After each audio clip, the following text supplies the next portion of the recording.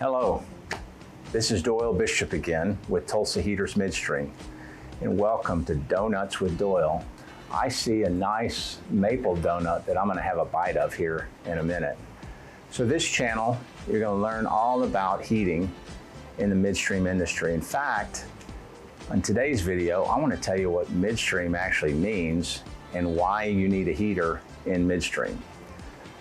So in the oil and gas world, you have what's called upstream, midstream, and downstream, okay?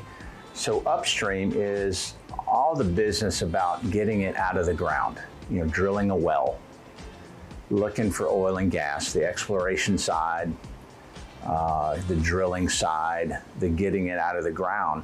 Well, when you get that gas, in this case, natural gas out of the ground, there's things in there that you don't want in the gas. There's also things in there that you want to separate out, and you can sell those separately. So you take that gas that comes out of the ground, which is upstream, and you put it in a short pipeline, really short, to a natural gas processing plant. That's where you need a heater.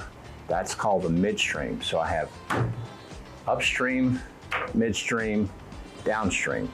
We'll just touch on downstream for just a second, but mostly we're going to focus on midstream. So midstream, you do some processing, some intermediate processing.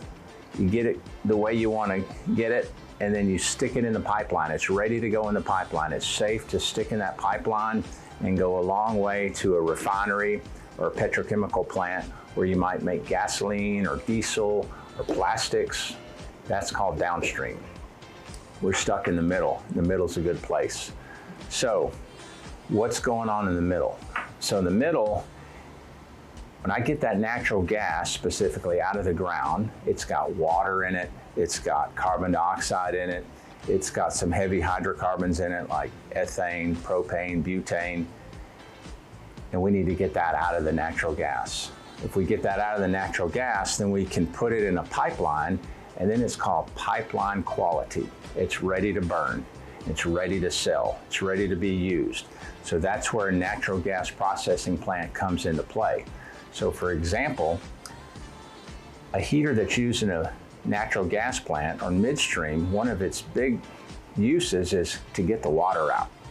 So if I take that natural gas and I put it through what's called a molecular sieve, think giant sponge, okay?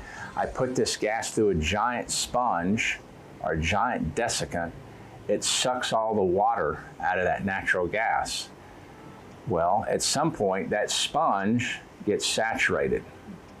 I've got to get the water out of the sponge. So how do I do that? Well, I heat natural gas up, heat it up really high, and I push it through that sponge, and it takes the water out, dries the sponge out, then I can reuse it again.